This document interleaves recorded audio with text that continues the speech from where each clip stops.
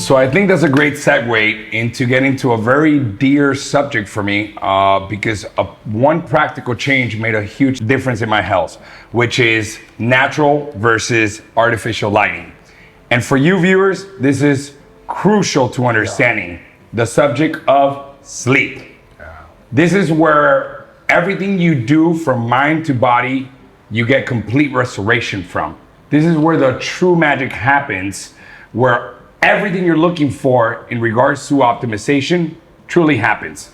Meaning if you work out, if you fast, if you eat really good, you work out twice a day by doing weights in the morning and cardio in the afternoon, and you get 2 hours of sleep, there is no way you're gonna get anything from aesthetics to the actual biochemical therapeutic benefits from anything that you're doing. You're literally just surviving, if I'm not wrong, right? Running on fumes. So to go over your point, Michael, and you so beautifully said how important sleep is. Oh my gosh. And our society is completely sleep deprived. Yeah. Or even when we do sleep, we don't get the good quality of sleep. And we think about everybody, right? You have your phone, you have your iPad, you have your smart TV, the TV's on. I think about my kids, like the amount of blue light exposure that they're getting. Our clinic now, we're big at really even prescribing blue light blocking glasses because we see how it helps with melatonin production. Right. So if you can say a little more about this. So yeah, again, we think about it ancestrally. When our ancestors first wake up in the morning, what happens? What wakes them up? It's the natural sun,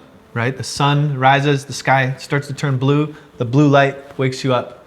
And then as the day goes on, you get this awesome natural sunlight that has a lot of blue in it. And you need that blue, but it's paired with near infrared and red light.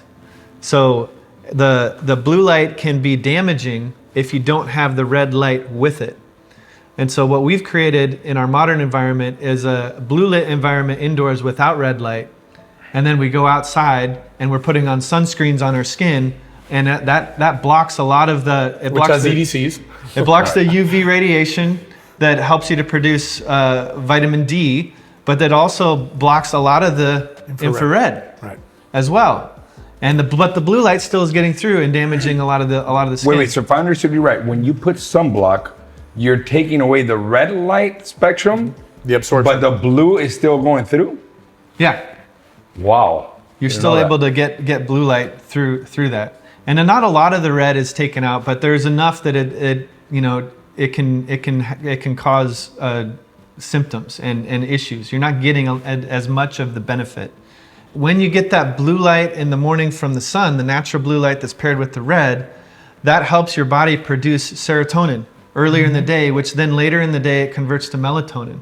But also, if later in the day you're still exposed to all this blue light from screens and computers and television, then your body thinks it's the middle of the day. And so it's gonna halt your melatonin production and upregulate your cortisol. Because the body thinks that it's still daytime. It's still You still need to go. You need to hunt for food or whatever. Yeah. Right. So there's a circadian mismatch in that sense of that, like the sun is down, but you're telling your body the sun is up.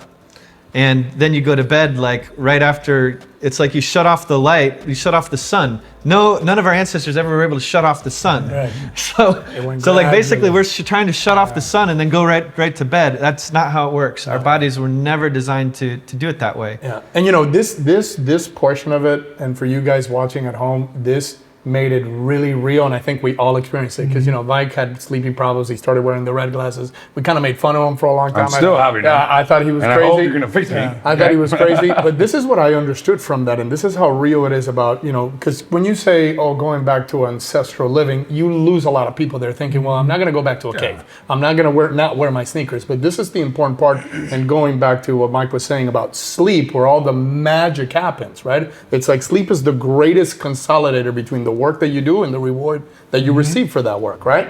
So if you have bad sleep, your rewards are gonna suffer. So for me, what was amazing was to learn, and those of our listeners that know a little bit about hormones from us a little bit now. So we know that testosterone converts into estrogen, and there's a bunch of hormones that convert. So serotonin, which is the one that gets amplified during the daytime, then the trigger for that is light, blue light, right? Yeah. With some red light, but blue light is still good. So that's what gives us energy. And then the trigger for that conversion from serotonin into melatonin, say the phrase, Sarah. Sarah wakes you up, Mela puts you to bed. There you go. So the conversion from serotonin to melatonin, that trigger is when your eyes perceive darkness, right? So imagine our modern world. We get home, it's nighttime, and these screens are up, the lights, LEDs are on, the phones, our iPhones that we're completely addicted to, right? And all this stuff, and all this stimuli. So then you turn it off, you go to sleep, and then your cells are still like, No, not only that, and so the melanopsin cells inside your eyes, a lot of people, what do? They wake up, they go to the kitchen, they make coffee, no light.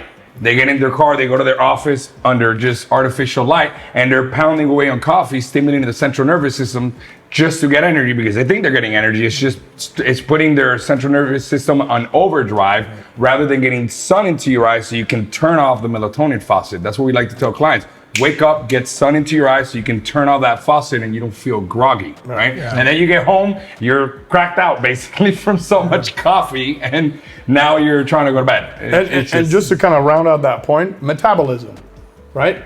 When you're running away from a tiger, do you think that your body is like reserving energy for your metabolism? It's using all of its energy to fight or flight, right? So our cells, when they're under this constant stimuli, they have to mitigate these very important functions in order to deal with the stress. Is that correct? Yeah. 2/3 of your ATP production, 2/3 of your energy production actually comes from light, and only 1/3 comes from food. Wow. So 60%. So 60% of your body's energy is made in response to light. So that's why the light story is so much more important than we're realizing. Yeah. And that's why, like, when you go on a vacation to a tropical area that's really sunny, a lot of times you don't feel like you have to eat as much. You feel like, hey, I can fast, I can last longer, I still have energy. It's because all of a sudden you're outside more, you're on vacation, you're spending more time outside than you would at home, normally indoors, and you're like, okay, I want to eat some fruit. I'll just a little bit of fruit and I'll be fine. Yeah. Unless you go to an all-inclusive vacation in the Caribbean, completely different. And you know what? And on that same vein, we've all had the experience. We've seen it with children. I've experienced it myself. You go out and you spend a lot of time in the sun. You have an overproduction of serotonin. So what happens? You get home and the sun beat me up. And that night you sleep like a baby because now you have this enormous conversion of serotonin into melatonin, which is what keeps you asleep. Yeah. So I've heard about all this. Our listeners are listening to this and they're like, yeah, it sounds good. Right. Let's talk about evidence-based research that has been done that links everything we've been talking to chronic diseases and bad outcomes. Yeah. Sure. Yeah.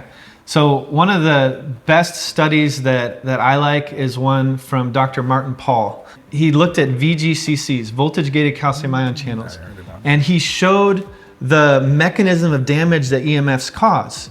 And it is non-thermal, and it is non-ionizing. And in the past, they like scientists and physicists have thought, there's not enough power in non-ionizing radiation to cause damage to cells, to DNA. It's not enough to move photons off their rocker. One thing I want to go back to the ionizing versus non-ionizing. It may be difficult for people to understand. And that. we're geeky. That's technical. Yeah, but so what it is basically, we know you go to the hospital, you're going to get a CAT scan or X-ray done. You see everybody's wearing the lead apron, right? Because they know that radiation is dangerous, can affect any system. So this is where you're going into the ionizing, the higher spectrum. So what you're talking about is the lower spectrum. So we know ionizing is bad. Radioactive, CAT scan, all of those. What we're talking about is the wireless. So in our mind, just like EDCs, they're saying the dose makes the poison. Yeah. They're saying, no, this is too low. It doesn't hurt. So now we know, and we even know the mechanism because it does affect those, what is it again? The VGCC. VGCC, with the calcium gated. So it is the electropolarization of the cell. And once that cell is damaged, it affects every system, whether it's metabolic, so diabetes, cancer, heart disease, psychiatric disease, neurological disease. So it's every biological system. So that again, coming to this talk, I didn't know much about this. So I went on PubMed and I just put EMF dangers.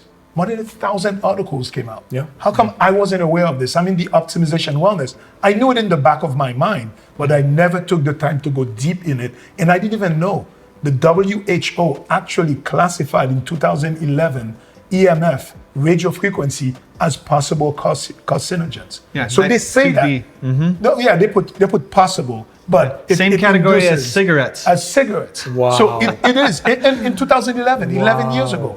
How do we keep putting all those smart things all around us? As you said, smart but not wise. Yeah. And this is kind of what we're doing, is raising awareness, because again, those things make our life better, but you should be conscious. I mean, listen, the thing about with the little babies with the baby monitors, I mean, you're sending a radio frequency right into that child's brain, and we are totally oblivious about it. They did study with rats where they injected methylene blue, and they had one set of rats who didn't have the radio frequency exposure, and another one that did. And immediately when they turned on the Wi-Fi in the radio frequency group, bam, the methylene blue hit the brain, and then it fluoresced the whole brain. One of the studies that really shocked me was, and I'll say it really quickly, it was done in an Indian university, and it was 10 minutes of exposure of a cell phone with bees. The phone was just simply on, and I got the stats here. After just 10 minutes of exposure to a phone, right? These delicate beings, right, insects, their carbs in their blood raised by 39%, their glucose raised by 27%, their cholesterol raised by 987%. Wow. Just 10 minutes. Now, mind you, for the viewer, of course, bees have a lot faster metabolism, so they're affected a lot more, but it just gives you a view of the magnitude of what it does to all biological systems. Well, we've lost 90% of the bumblebee bees in the United States. Yeah. And that the global insect population is declining at an unprecedented rate of 2% per year, almost like EDC's at, what was it, 2.6? Same thing. And you saying about putting the vest when you're getting the scans, it makes sense how she says the poison is not in the dorsum when it comes to the EDCs. It almost seems the same to EMFs, where even low amounts for decades at a time, and you mix those 5 EMFs together, is having a poison effect because of the concepts of low sleep, poor mitochondrial function, the transport chain, electron transport chain, whatever. So something to go clinical, because this is again such complex language. Yeah. How many people do we see with multiple chemical allergies? Yeah. They're allergic to everything. And there is also where people can be hypersensitive to energy, to EMFs. Yeah. So actually they determine, I think, between 3 to 8% of people can have that hypersensitivity to electromagnetic field. Yeah, severe. Severe. And then there's other people like mild. Is it 35%? 35%. Yeah. I think we scared people. Let's talk about solutions. Before we move to that, I think it's important to cover the top symptoms caused by EMF and toxic light exposure.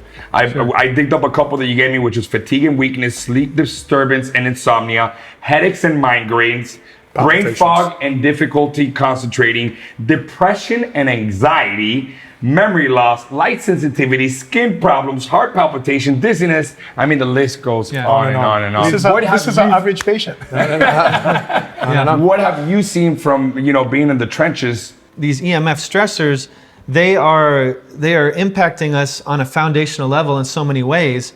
And so they can be contributors to a lot of pretty much any health challenge that somebody's going through. The idea is that with the solutions that we have, we want to, humans are supposed to be in a parasympathetic state like 90% of the time. That's what our ancestors Parasympathetic were. means not flight or fight. Yeah. Rest and digest. Rest and digest state. Our goal is to, in the house, to just, we got to relax all of this. We got to, anytime that our bodies are supposed to be in this restful rest and digest state, that's when EMFs matter the most. So that's where you sleep, where you eat, and also where you detox. Right. If your body is perceiving a stressor, you're not going to be able to sleep. If your body's perceiving a stressor, you're not going to be able to digest your food and eat. If your body is perceiving a stressor, like a lion's chasing you, which is like a lion is like EMF, then you're not going to be able to detox. Your body's telling you innately, I will not prioritize detoxification. It's not as important as me dealing with this stressor. I think we should go into solutions. So to recap, I was waiting for that. So we've identified the solution. No, we've identified the problem. We've identified the problem. We've given you some EMF health words and terms that most of us didn't know. We've talked about the symptoms and the consequences from being exposed to EMF. And now we're going to move into the solutions. Yes. Optimizing your health is only a scan away. Select the QR code that fits your profile best, and we look forward to hearing from you at the Medical Health Institute.